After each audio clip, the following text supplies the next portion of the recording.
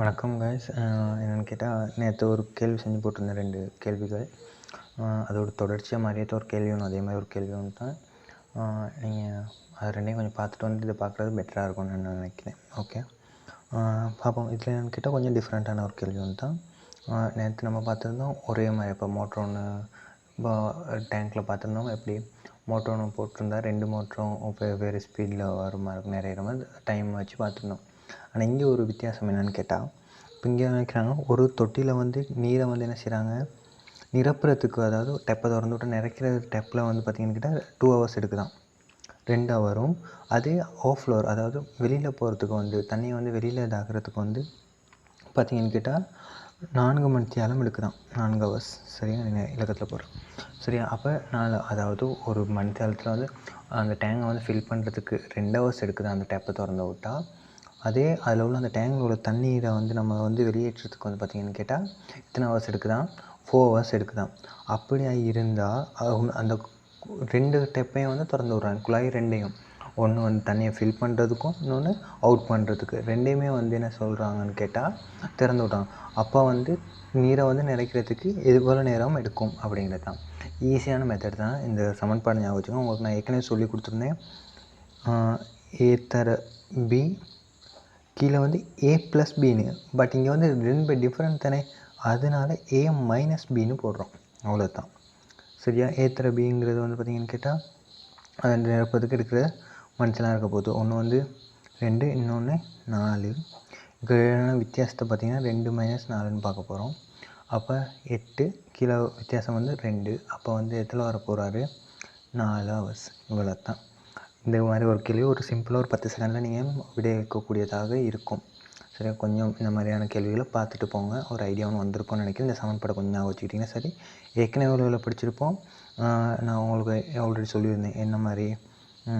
அந்த மோட்டர் வந்து ஏங்கிற மோட்டர் பம்ப் வந்து 10 நிமிஷம் எடுக்குது, பி வந்து 15 நிமிஷம் எடுக்குதான் இருந்து 2யும் திறந்து விட்டு அந்த டேங்க் வந்து ஃபில் பண்ணுறதுக்கு தனித்தனியாக, அதாவது ஏ மட்டும் தனியாக திறந்து விட்டு ஃபில் பண்ணுறதுக்கு 10 நிமிஷமும், பிஏ மட்டும் தனியாக திறந்து விட்டு ஃபில் பண்ணுறதுக்கு 15 நிமிஷமும் எடுக்குதுன்னா 2யுமே சேர்ந்து திறந்து விட்டால் எவ்வளோ நிமிஷம் எடுக்குங்கிறதுக்கு. அப்போ அதுக்கு பார்த்தோன்னா எப்படி, ஏ தர பி கீழ் ஏ ப்ளஸ் பின்னு பார்த்துருந்தோம். அப்போ இதில் பார்த்தா எப்படி வரும், 10 தர 15. அதுக்கப்புறம் இதில் 2யும் கூட்டினா வந்து 25. சரிதானே. இப்போ இதையும் சுருக்கலாம். இங்கே 3, இங்கே 5, 5ஆல் சுருக்கலாம். அப்போ 2 3 6 அப்படி பார்த்துருந்தோம். சரியா, அதே இது கொஞ்சம் டிஃப்ரெண்ட். இன்றைக்கி இந்த மைனஸ் வர்ற மட்டும் தான்.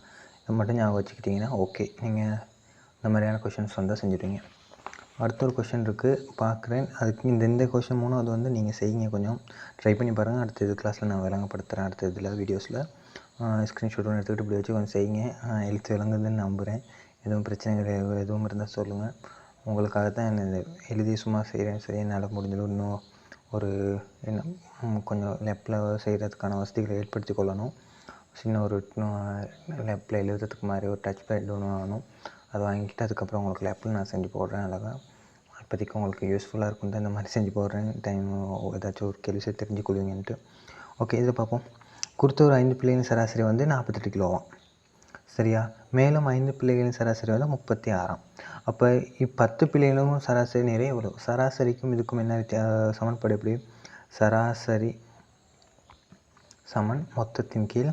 இப்போ புள்ளிகள்னு வைங்களே, மொத்த புள்ளி ஒரு பாடத்தில் எத்தனை புள்ளின்னு பார்க்கலாம், சராசரி புள்ளின்னு பார்க்கலாம். மொத்த புள்ளியை வந்து பாடங்கள் எண்ணிக்கையால் பிரிப்போம் அந்த மாதிரி. அப்போ இங்கே வந்து பார்த்திங்கன்னு கேட்டால் 5 பிள்ளைகள் இருக்காங்களாம், அவங்களோட சராசரி வந்து 42. அப்போ என்ன நிறையாளத்தினே இதாக்குவாங்க, 5 பிள்ளைகளால் பிரிப்பாங்க. அப்போ பிள்ளைகளின் எண்ணிக்கை தானே, எண்ணிக்கை இன்னும் போடுறேன். அப்போ சராசரி நமக்கு தெரியும் எத்தனை, இங்கே நமக்கு தெரிஞ்சிடும் 42. அப்போ சராசரி நமக்கு மொத்தம் தான் தெரியாது. அப்போ நம்ம என்ன செய்ய போகிறோம், மொத்தத்தை கண்டுபிடிக்கும். அப்போ மொத்தத்தை கண்டுபிடிச்சி நம்ம எழுவாய் மாற்றம் செஞ்சால் மொத்தம் சமன் என்னென்னு வரப்போகுது, இது வந்து இங்கே வந்து பெருக்கப்பட போகுது. சராசரி தர எண்ணிக்கைன்னு போடுறாங்க இன்றைக்கி. சரியா, சொல்லிட்டா. அப்போ நமக்கு தெரியும். அப்போ வந்து மொத்தத்தை கண்டுபிடிப்போம். மொத்தத்தை கண்டுபிடிச்சா நமக்கு சராசரி அங்கிட்டு 10 பிள்ளையோட சராசரி கண்டுபிடிச்சிக்க ஈஸியாக இருக்கும். கொஞ்சம் தெளிவாக விளங்கப்படுத்துகிறேன் உங்களுக்கு விளங்கணுங்கிறதுக்காக. அப்போ சராசரி வந்து மேலே உள்ளது 42.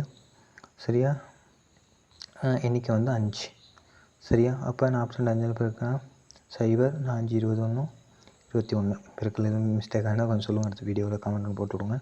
210 வந்து இது மொத்தம். அடுத்த இன்னொரு மொத்தத்தையும் கண்டுபிடிக்கணும் தானே, அப்போ அதையும் கண்டுபிடிப்போம். மொத்தத்தை கண்டுபிடிச்சிடுவோம். அப்போ 36 தர 5 பெருக்குனா 5000 30க்கு 0 மிச்சம் 3 5 15 3 18 சரிதானே 180. அப்போ இது வந்து மொத்தமாக இருக்க போகுது. நம்ம 2 மொத்தத்தையும் கண்டுபிடிச்சிட்டோம். இப்போ வந்து சராசரியை கண்டுபிடிக்க போகிறோம். சராசரி சமன்பாடு தெரியும், மொத்தத்தின் கீழ் எண்ணிக்கை. அப்போ 210 இதையும் கூட்டணும் வேணா. ஏன் அப்போ இது மேலே ஒரு 5.2 சராசரி 42 தான் மொத்தத்தை எடுத்தோம். அடுத்து இன்னும் 5.2 மொத்தம் வந்து 180. இப்போ 10.8 கண்டுபிடிக்க போகிறோம். அப்போ ரெண்டையும் தாக்க போகிறோம். அப்போ பார்த்தீங்கன்னு கேட்டால் எத்தனை வர போகிறாரு, 210 180 எத்தனை 300 390. எதனால் பிரிக்க போகிறோம், 5 5 10 10 பிள்ளைகளால் பிரித்தா எவ்வளோ வர போகிறாரு, லேசு 39 கிலோகிராம். இவ்வளோ தான். அடுத்த கேள்வி கொஞ்சம் பாருங்கள், ட்ரை பண்ணி பாருங்கள், பார்ப்போம். உங்களுக்கு முடியும்னு நான் நினைக்கிறேன். என் யூடியூப் சேனல் ஒன்றும் இருக்குது, அறிவுத்தளம்ட்டு. இந்த மாதிரியான வீடியோஸ் நான் அதிலையும் அப்லோட் பண்ணுறேன். எதிர்வரும் காலங்களில் வந்து ஏஎல் ஐடி மாணவர்கள் மற்றும் ஓஎல் ஐடி மாணவர்களுக்கான கிளாஸஸ் செய்யப்படும். அது நாட் ஃப்ரீ சரியா. யாரும் இருந்தால் கொஞ்சம் சொல்லி விடுங்க. உங்களுக்கு யார் ஃப்ரெண்ட்ஸ் அப்படி இப்படி இருப்பாங்க தானே, அந்த மாதிரி இண்டிவிஜுவல் கிளாஸஸ் வேணும்னாலும் இண்டிவிஜுவல் கிளாஸஸும் அதுக்கப்புறம் குரூப் கிளாஸஸும் செய்கிற பிளான் இருக்குது. ஆக்களை பார்த்து நீங்கள் சொல்லுங்கள். OL IT AL IT OL commerce கிளாஸஸும் செய்கிற பிளான் இருக்குது சரியா. பார்த்துட்டு சொல்லுங்கள். யாரும் இருந்தால் இண்டிவிஜுவலாக செய்கிறதா இருந்தால் ஆன்லைனில் நான் செஞ்சு விடுவேன். கொழும்பில் உள்ள ஆட்கள் யாரும் இருந்தாங்கன்னா, கொழும்பு ஏரியாஸ் வந்து நேரில் வந்து செய்கிறதுக்கான வாய்ப்புகள் இருக்கும். பார்த்துட்டு சொல்லுங்கள் இண்டிவிஜுவலாக. மற்ற மாதிரி இந்த மாதிரியான கொஷின்ஸ் பார்க்குறதுக்கு நம்மளோட இதை வந்து நீங்கள் ஃபாலோ பண்ணிக்கிட்டாலும் ஓகே. உங்களுக்கு இப்போ மாதிரி தான் ஃபாலோ பண்ணுங்கள். கட்டாயப்படுத்தலை. உங்களுக்கு யூஸ்ஃபுல்லாக இருந்துச்சுன்னா இதாக்கியும் உங்களை ஃப்ரெண்ட்ஸ் யாருக்கும் இருந்தாலும் ஷேர் பண்ணி விடுங்க. தேவையாக இருந்தவங்க யூஸ் பண்ணிக்கொள்வாங்க தானே. அது ஒரு சின்ன ஐடியாவும் சரி கிடைக்கும் தானே. That's all. எதுவும் இதாக்கிற மாதிரி இருந்தால் டவுட்ஸ் எதுவும் இருந்துச்சுன்னா கொஞ்சம் கமெண்ட்டில் போட்டுருங்க. வேறு எந்த மாதிரியான கேள்விகள் பார்க்கணுங்கிறது பாருங்கள். இந்த ஐடியாஸ் கொஞ்சம் எடுத்துக்கோங்க. சராசரி கேள்விகள் வந்தால் இந்த மாதிரி கொஞ்சம் சேர்த்து யோசிச்சு கொள்ளுங்கள். அதுக்கப்புறம் இந்த சமன்பாடு முக்கியம் சரி, கொஞ்சம் ஞாபகம் வச்சுக்கிட்டிங்கன்னா ஈஸியாக செய்யக்கூடியதாக இருக்கும். நன்றி.